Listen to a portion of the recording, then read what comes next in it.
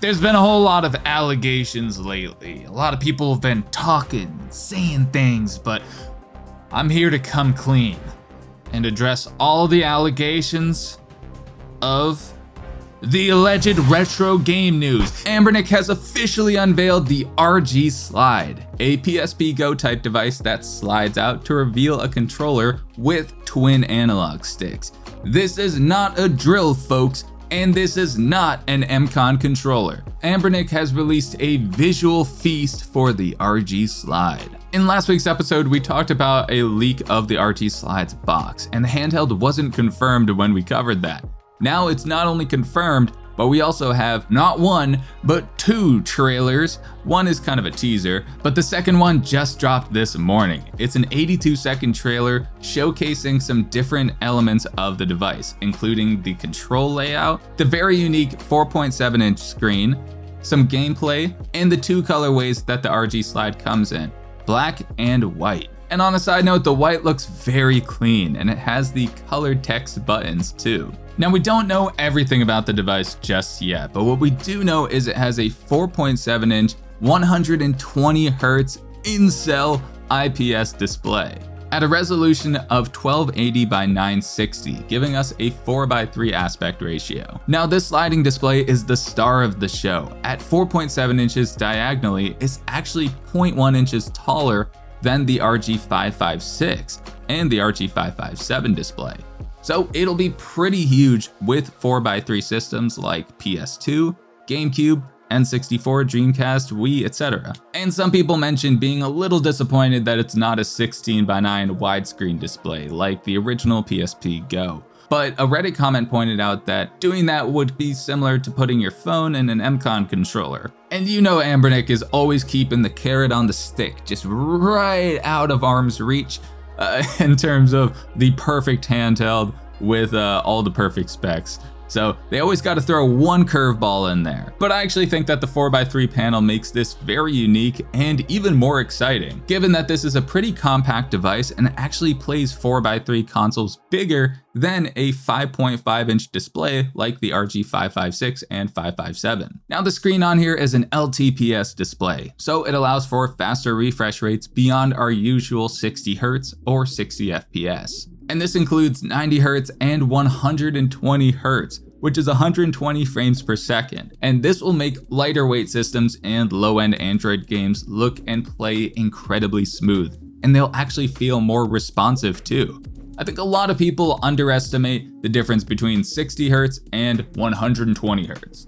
It is a cavernous difference that not only makes your games look better, it makes them play better, and it just elevates the overall gaming experience. So while this isn't an OLED screen, I think that Anbernic chose a great approach going for the high refresh rate LTPS in-cell display. Now, moving down from the display, the slide out controls also look really good, especially the analog sticks and face buttons. Now, one thing to note is that the shoulder buttons are buttons and not triggers. So you're not going to have that analog input that you get from a traditional controller. You're instead going to get the Nintendo Switch style on or off buttons.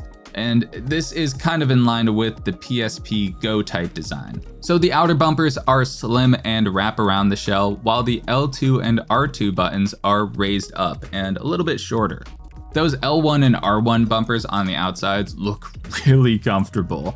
I'm a big fan of these curved outer bumpers. They just make activating the shoulder buttons much easier for someone with big old sausage fingers like me. But again, these are buttons and not triggers. So any games that need analog input like Mario Sunshine, Starfox Adventures, and racing games are gonna be a bit of a compromise experience in terms of controls. But speaking of games, this actually seems to have pretty solid performance in PS2 and Wii. So I'm suspecting the Unisoc T820 chipset under the hood, the same one from the Anbernic RG556, the RG406H, 406V, and the RG Cube. which would make sense naming wise because it's another standalone handheld name. Just like the RG Cube, this one's the RG Slide. This chipset also gets great performance in PSP and PS Vita too, and the large 4.7-inch 4x3 screen will crop down to roughly a 4.4-inch display in 16:9 titles. So it's still pretty substantial, although it won't be a pixel perfect integer scale. This is clearly designed for PS2, Wii, and Gamecube as the primary focus, which is why I kind of think that it's gonna have the same chip as the RG3556 and those other handhelds. Now, one thing that's kind of weird about this device is the screen is slightly higher than the center, so it looks a bit weird, but I guess they couldn't make two foreheads back to back, so they gave this one the crimson chin. Now, a couple other things we can note looking at this device is the volume rocker on the right side. Underneath that is a power and sleep button.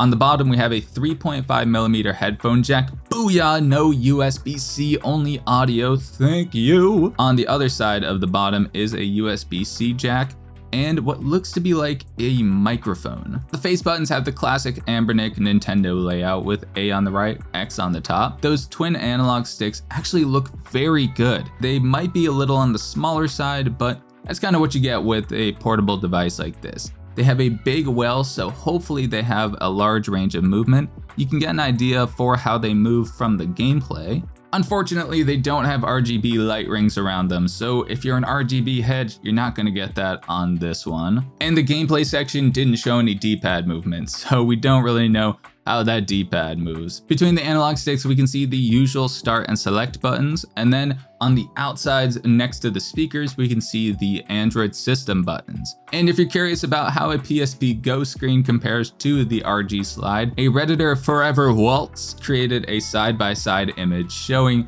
the different screen sizes. And as we expected, the RG Slide screen completely dwarfs the tiny PSP-Go. This RG Slide might be a little bit on the bigger side, but again, it is a little more squished in, kind of chodier. Hopefully it'll be somewhat portable. And that's about all we know about the Anbernic RG Slide so far. At the rate that they're releasing these videos and handhelds, they'll probably have released the RG Slide and the sequel to the RG Slide by the time this video comes out. But either way, I'm extremely excited for this handheld, and it seems like a lot of people are excited too. This video is completely blowing up, over 25,000 views in one day. This is on track to be Anbernic's biggest video to date. Super exciting stuff on the horizon, so let me know if you're looking to pick up an Anbernic RG Slide. In other Anbernic news, they also announced the RG35XX Pro. That's two handhelds announced in 1 week. The 35XX Pro seems to be the Battle XP G350 shell, but with the Anbernic branding and Wi-Fi, Bluetooth, and HDMI output, kind of the usual suspects for all of the Anbernic XX devices. Now, given the name, this is another handheld joining the XX line of products and another handheld using the all-winner H700 chipset. This chipset has been beaten to the ground and then beaten some more. They keep using this thing. When are you gonna stop, Anbernic? Just use something different. I mean, it's good. It's a good chipset. It gets pretty much everything until PS1, Nintendo DS, a couple PSP games, some ports on Portmaster, that's about it. Strangely enough, the 35XX Pro here isn't actually that pro. It only has 1 GB of RAM instead of the 2 GB of RAM on the 34XX SP that just came out, the one with the big forehead. This actually has less RAM than that and nothing else any different. It actually has a smaller battery, less RAM, the same chipset, same everything. Nothing makes this Pro. So I don't get why they made it the Pro thing. They might as well call it the 35XX bruh, because naming just means nothing to them at this point. I don't know about this one naming wise, but it's cool. I'm not really excited, but I'm not disappointed. This kind of has plain bagel energy. Like, it's not really anything to get excited over, but it's not bad.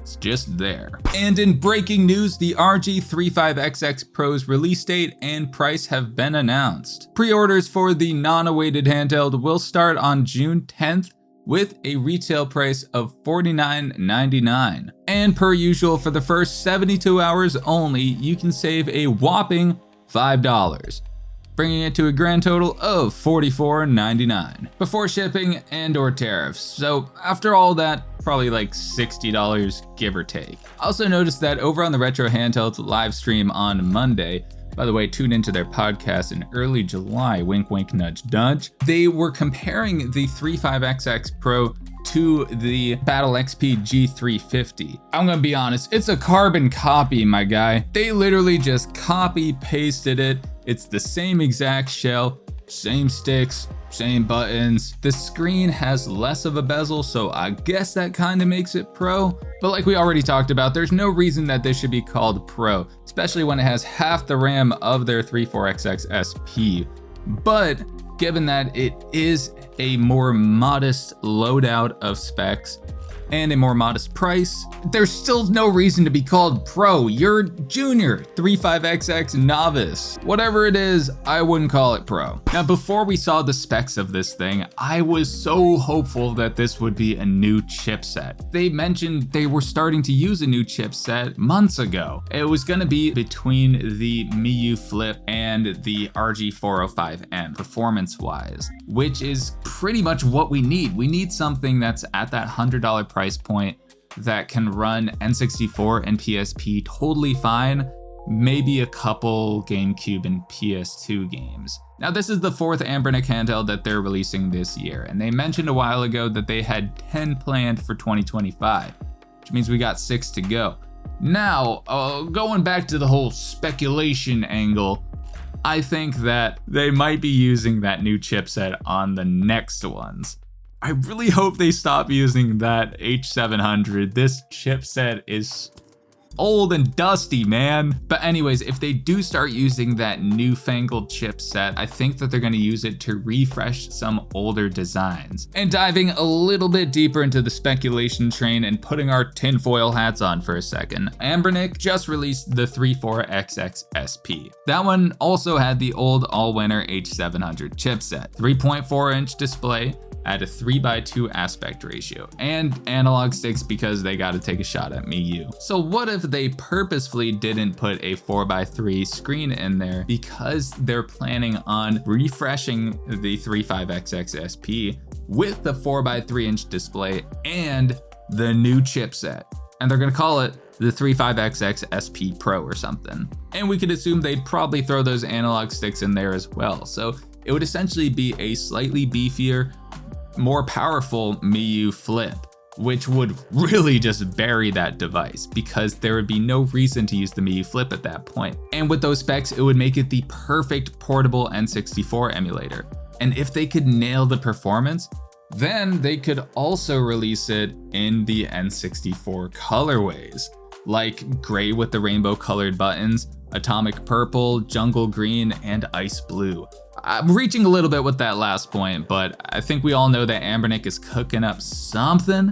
They've got a lot of handhelds just in the stew, just getting brewed up, and they don't necessarily want to cannibalize the ones that are already out, especially the ones that they recently dropped. So I'm guessing that they're waiting to release a 35XX SP Pro with a new chipset and the same analog sticks. But all of this is speculation. There's no conspiracies to be had just yet. Now you can take off that tinfoil hat. Let's get back to reality. The Switch 2 is releasing this Thursday. Did you pre-order? And if you did, are you going to the midnight release? If you didn't pre-order and you got a little FOMO since then, you can actually pick one up in store, potentially in person. At Best Buy, they're doing a midnight release. GameStop is also doing a midnight release, but they're opening at like 3 o'clock the day before. All I know is that there are some options available if you didn't pre-order it.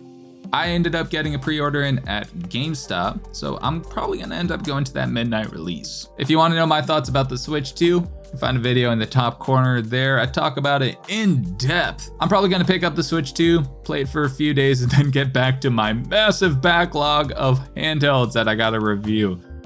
It's getting bad. I got about 10 untouched handhelds staring me down from across the room right now, so I really gotta keep the reviews flowing. Subscribe below if you wanna see some more of those.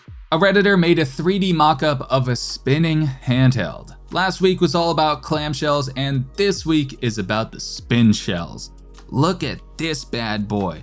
I mean, obviously it's a 3D image that this person created, but it looks gorgeous. It has curved sides on the screen and shell, so it rotates perfectly in that center point. I can imagine that mechanically that could be a pretty big point of failure, but the functionality of this thing is next level. Being able to play all of your 16:9 games and then spinning it to play Nintendo DS, 3DS, vertical arcade games, and Android games is just so versatile and something that we need in this space. The vertical mode actually reminds me of the Magic X040, that vertical handheld that's coming out soon. It's designed for DS and vertical games, kind of a hybrid of that and an Ayaneo Pocket S kind of design, makes it just look so premium. Again, this is just a concept, so maybe some handheld maker can bring it to life. Maybe someone like Ein or Retroid, please. Just anybody but Ayaneo, because it'll end up being $1,000 and they probably wouldn't ship it for a year. Love the concept.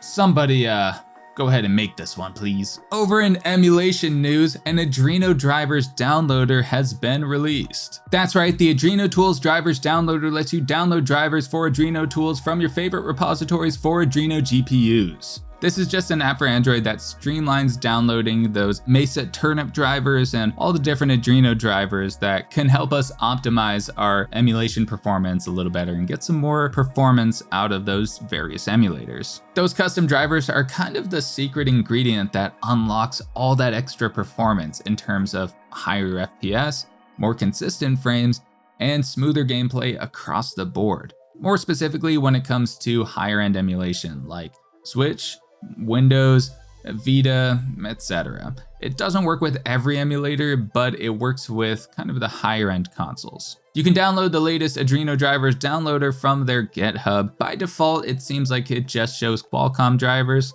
All you gotta do is click the 3 dots in the top right corner, then driver filter, tick the drivers you want access to, and that is it. A YouTuber gets Wario World for the Gamecube running on the RG34XX SP. That's right, by utilizing science and an unofficial build of MuOS for the RG34XX SP, they showcased this GameCube game running on Anbernic's latest $70 clamshell device, running at a pretty consistent 40 to 50 FPS. Now, they only showed a couple minutes of gameplay, but this is still incredibly impressive, even if it is just the first world. Keep in mind, this is a GameCube game running on a device that tops out at PSP level performance.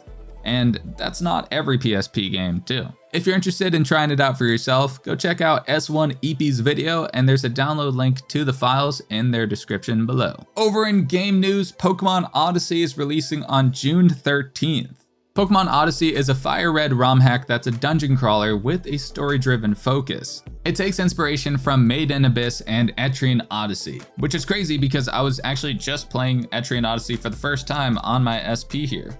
Yeah, you want to play Etrian Odyssey, huh? Oh, light scratch. Odyssey features a ton of unique elements, including an entirely new region, double battles only. I hope you like double battles. New regional forms, aka the Etrian variants, side quests with an entire side quest menu, and Etrian Odyssey inspired features like mining and gathering points, naval exploration, shop upgrades, and FOEs, which are basically mini bosses. So I'm pretty excited about this one. Now, the main story is still incomplete. It's currently at 75% completion. It's kind of the downside to playing these newer Pokemon ROM hacks is they might be a little bit unfinished, but the game mechanics and the game as a whole just have such a cool vibe to them. Very exciting stuff, and I'm really looking forward to this one. So keep an eye out for Pokemon Odyssey. And in other Pokemon news, Pokemon Gamma Emerald is out now. Gamma Emerald is a fan-made Pokemon game for Windows that was made in Unreal Engine 5. It has such a cool 2.5D aesthetic to it too, with 2D pixels in 3D space. It looks so awesome. So I'm surprised that I just heard about this one too. It actually came out on May 14th, so it's a little bit of old news, but I had to shout it out for all of you fan-made Pokemon enjoyers out there. It's currently in early demo at version 2.1. Gamma Emerald has full controller support, an entirely new island to explore, new story, puzzles, legendary Pokemon, and more. This one is a very ambitious project. It's currently in early demo at version 2.1, and there seems to be some bugs and what seems to be like a big old memory leak. But if you like living on the edge and don't mind a little crashing, you can check this one out on the developer's itch.io page. Subnautica is coming to iOS and Android on July 8th, which is also my birthday. So for my birthday, it looks like I'm gonna be pissing myself in fear. Now this is huge news for fans of the series and fans of the survival genre. Subnautica is a first-person underwater survival horror game. It came out a little over 10 years ago and this game still holds up. It has some great mechanics in it and some great thriller horror elements too. This mobile version features a revamped interface with a new UI and full touch control. It's compatible with controllers too, so it'll work great on our Android handhelds like the Retroid Pocket 5, Retroid Pocket Flip 2. If you want to check out a review of that, click the link in the top corner as usual, and possibly even the RG557. The game supports 16:9 and 4:3 displays too, which is huge for our Android handhelds that might have a 4:3 display on it. Being able to play it natively at that aspect ratio and not squish it to oblivion is just so great. It also has cloud save, so you can share your progress between devices on the same OS, like Android to other Android devices or iOS to other iOS devices. And we have built-in game achievements.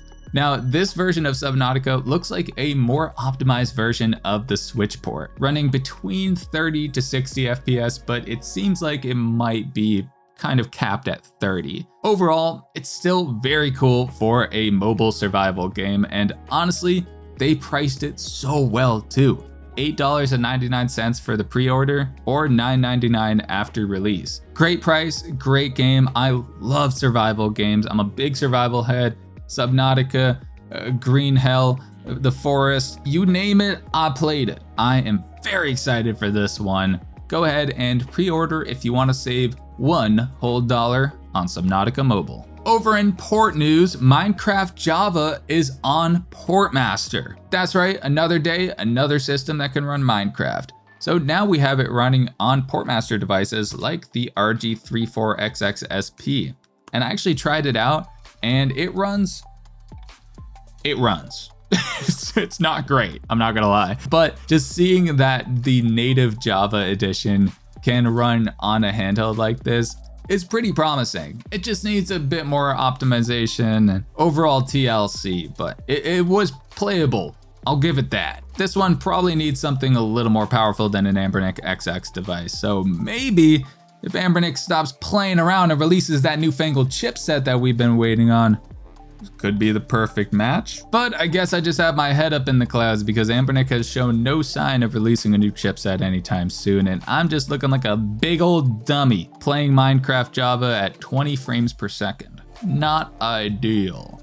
Anyways, Balatro is now on the Game Boy Advance E-Reader. You heard that right, Balatro is currently being demade on the Game Boy Advance E-Reader. Developer Matt Greer wrote an entire devlog showcasing some very early designs, mock-ups, and even a little YouTube video showing some of the gameplay elements. And the prototype being shown proves that it's possible to put the entire game on just e-reader cards. It's so cool. However, there's a lot of limitations that obviously come with the system, and especially the addition of the e-reader component. But the developer goes over all of that in the devlog, and it's a very fascinating read. So I'd recommend checking out the video, and if it piques your interest, you can read the full devlog on the developer's website, mattgreer.dev. The Starfox 64 recompilation port gets a huge update. The name of the port is Starship, and the V2 Bernard Alpha update features a ton of new improvements and features. Some of the highlights include built-in O2R asset file generation, so that should make it significantly easier to mod this port, support for US, Japan, and EU 1.0 ROMs, a handful of new cheats, improved controller compatibility and better default controls, and even 5.1 surround sound for total immersion. And there's a bunch of other features and bug fixes too. You can check out the full list of those updates on the developer's GitHub page, and while you're there, you can also download Starship for Windows, Linux, Steam Deck, and Switch. Mega Man 6 gets a beta port to the Super Nintendo. The famous master of ports Infidelity, and I ain't talking about Portmaster, has brought their latest game to the Super Nintendo, alongside a very impressive catalog of previous games, including The Legend of Zelda, Metroid, Punch-Out!, and Mega Man 1 through 5. So now they're on to Mega Man 6. And this beta version of the port features MSU1 audio and Japanese and US versions of the game. So by expanding the ROM size and leveling this game up a generation, it opens the doors to potentially reducing any performance issues and allowing for additional improvements that wouldn't be possible on the original hardware. And because this is a 1.0 beta version, it's not necessarily bug-free. But if you want to at least give it a shot and play a little bit of Mega Man 6 on the Super Nintendo, you can find a download link in the developer's tweet. Over in custom firmware news, GammaOS comes to the Anbernic T820 handhelds. GammaOS is a stripped-down, streamlined version of Android designed to maximize performance and add a ton of quality of life improvements as well. And this specific version of GammaOS is designed for the Unisoc T820 handhelds. The developer Gamma Squeeze mentions that this specific release of GammaOS Next is solely a quality of life update and doesn't have any performance benefits just yet. But luckily the T820 chipset is pretty powerful and it doesn't really need a whole lot of extra performance. I actually tested over 125 Switch games on the RG35XX in some of my first YouTube videos on this channel. And I was surprised to find that the majority of them not only worked, but played pretty well too. You can check out those videos in the top corner or in the description below. Please don't judge me, those are some of my earliest YouTube videos on the channel and I was a little bit rusty back then. But if you're interested in picking up GammaOS on your Anbernic T820 handheld, you can find it on Gamma's Patreon page for $10 a month tier, or hang tight until the public release in 2 months. And at the rate that Anbernic is releasing handhelds, those 2 months are probably gonna fly by. Speaking of 2 months, 2 months equals 8 weeks, and for every week there's a game of the week. And the game of this week is